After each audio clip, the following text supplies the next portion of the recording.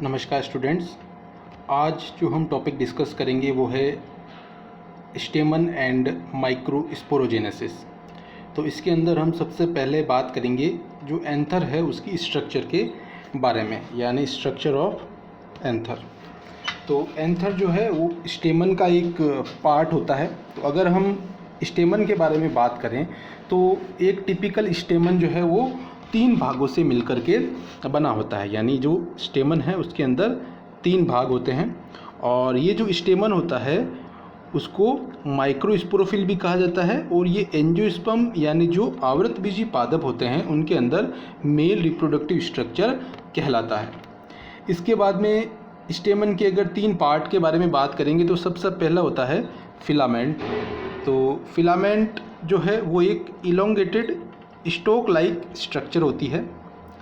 और इसके बाद में नेक्स्ट है एंथर। एंथर जो होता है वो एक बाइलोब्ड स्ट्रक्चर होता है और फिलामेंट के टिप के ऊपर प्रेजेंट होता है। जैसे कि यहाँ पर हम देख सकते हैं कि ये है जो है वो फिलामेंट है, और इसके ऊपर का जो ये भाग है स्टेमन का, ये एंथर कहलाता है। और इसके बाद में एंथर और फिलामेंट के बाद में एक और स्ट्रक्चर भी स्टेमन के अंदर प्रेजेंट होती है, उसको कहा जाता है कनेक्टिव। कनेक्टिव जो होता है उसका मेन फंक्शन होता है एंथर के अंदर जो लोब्स पाई जाती है ये उनको जोड़ने या जॉइन करने का काम करता है। अब अगर हम बात करें कि एक मैच्योर जो एंथर होता है उसके अंदर 2 लोब पाई जाती है, और प्रत्येक जो लोब होती है उसके अंदर 2 पोलन शेक पाए जाते हैं। जैसे कि अगर हम इसको डायग्राम से देखें तो यहाँ पर ये जो एंथर है उसका टीएस दिखाया गया है इस डायग्राम के अंदर। इसमें हम देख सकते हैं कि यहाँ पर जो 2 लोब हमें दिखाई देती है, जैसे कि एक लोब हम इसको मान सकते हैं, ये एक लोब है, और दूसरी लोब है ये। तो इसके अंदर हमें इस प्रकार से 2 लोब दिखाई देती है, और प्रत्येक लोब के अंदर हमें 2 जो हैं पोलन शेक्स या माइक्रोस्पोरेंजिया दिखाई देते हैं। तो जो कंप्लीट एंथर होता है उसके अंदर 4 माइक्रोस्पोरेंजिया होता है, और इस प्रकार की स्ट्रक्चर कहलाती है टेट्रास्पोरेंजिएट और डाइथिकस एंथर। लेकिन कुछ प्लांट्स ऐसे होते हैं जिसके अंदर की केवल एक लोब प्रेजेंट होती है और 2 माइक्रोस्पोरेंजिया प्रेजेंट होते हैं, यानी जो 2 लोब है वो प्रेजेंट नहीं होती है, केवल और केवल एक लोब ही प्रेजेंट होती है। तो इस प्रकार के एग्जाम्पल्स हमें देखने को मिलते हैं हिबिस्कस और मोरिंगा के अंदर। इस प्रकार के जो एंथर है वो कहलाते हैं बाइस्पोरेंजिएट मोनोथिकस।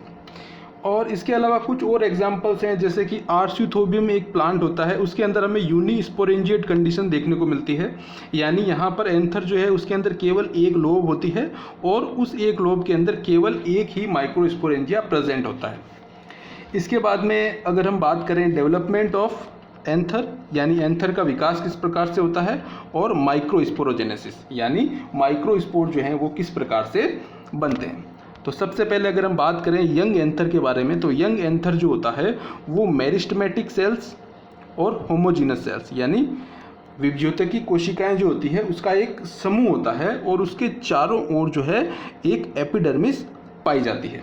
और जब इसके अंदर डेवलपमेंट होता है तो आगे चल करके इसके अंदर जो है माइक्रोस्पोरेंजियम या माइक्रोस्पोर जो हैं उनका निर्माण होता है। माइक्रोस्पोर्स को पोलन ग्रेन्स भी कहा जाता है।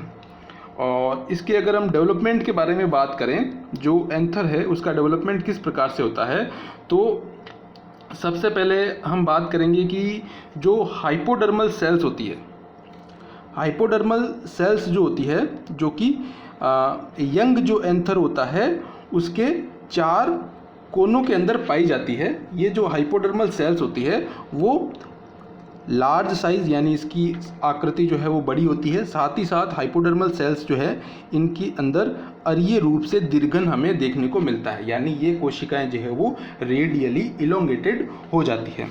और इस प्रकार के 4 कोशिकाओं के समूह हमें यंग एंथर के चारों कोनों पर दिखाई देते हैं, और ये कोशिकाएं जो हैं वो आर्कीस्पोरियल सेल्स के नाम से जानी जाती है।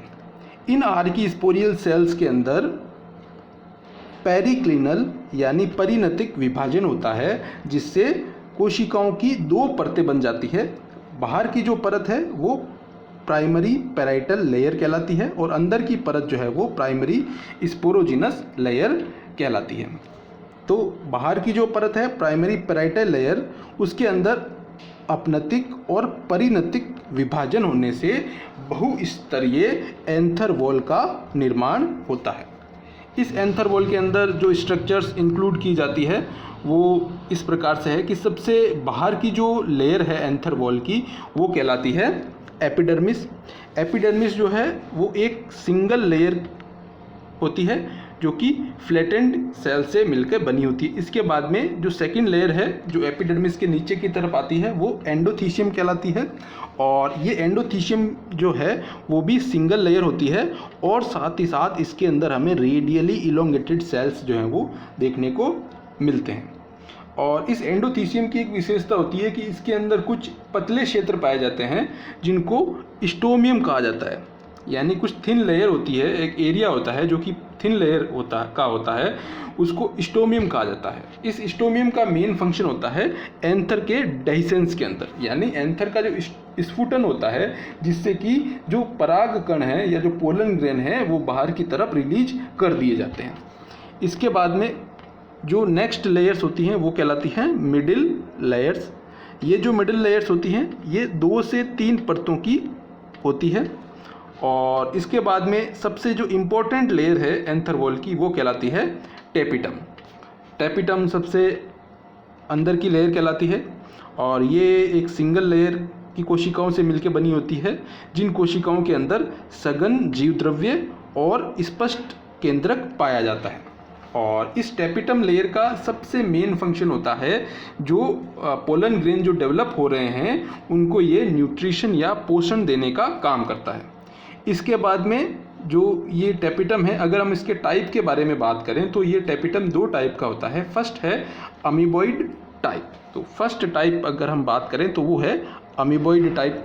तो इस डायग्राम को अगर हम समझें तो इसमें हम देख सकते हैं कि यहाँ पर हमें एक टेपिटम की लेयर दिखाई दे रही है और इस टेपिटम की लेयर के अंदर की तरफ जो पोलन ग्रेन्स हैं वो इससे पोषण प्राप्त करते हैं।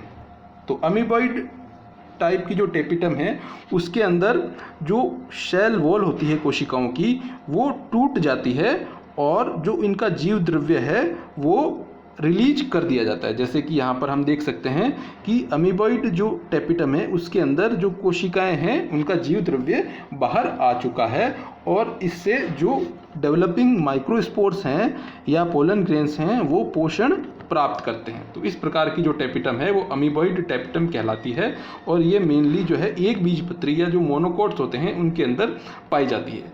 सेकेंड टाइप के टेपिटम के बारे में बात करें तो ये कहलाती है सिक्रीटरी टाइप। तो इसके अंदर मेन डिफरेंस अमीबॉइड से ये होता है कि इसके अंदर जो सेल्स होती है वो इंटैक्ट होती है, यानी इनकी जो सेल वॉल है वो नहीं टूटती है और जीव द्रव्य जो है बाहर की तरफ रिलीज नहीं किया जाता है। साथ ही साथ इनके अंदर कुछ न्यूट्रिएंट्स जो होते हैं यानी कुछ पोषक पदार्थ होते हैं वो स्रावित किए जाते हैं जो कि डेवलपिंग माइक्रोस्पोर्स जो हैं उनके द्वारा ग्रहण किए जाते हैं पोषण के रूप में। इसके बाद में अगर हम प्राइमरी पैराइटल लेयर के बाद में प्राइमरी स्पोरोजिनस लेयर के बारे में बात करें तो जो प्राइमरी स्पोरोजिनस लेयर होती है उसके अंदर माइटोसिस होता है, यानी समसूत्री विभाजन होता है जिससे कि एक स्पोरोजिनस टिश्यू बनता है। एक स्पोरोजिनस टिश्यू बनता है जो कि डिप्लॉयड होता है और इससे आगे चल करके माइक्रोस्पोर मदर सेल या पोलन मदर सेल जो हैं उनका निर्माण होता है। और ये जो पोलन मदर सेल्स हैं जब ये मैच्योर होती है तो ये लूज अरेंज रहती है, यानी एक दूसरे से बिल्कुल अलग अलग विन्यासित पाई जाती है। और इसके बाद में जो ये पोलन मदर सेल है इसके अंदर मियोसिस होता है, यानी अर्धसूत्री विभाजन होता है जिससे हैप्लॉइड पोलन ग्रेन्स या माइक्रोस्पोर्स बनते हैं। ये जो हैप्लॉइड पोलन ग्रेन्स बने हैं ये टेट्राड या स्पोर टेट्राड के रूप में विन्यासित रहते हैं।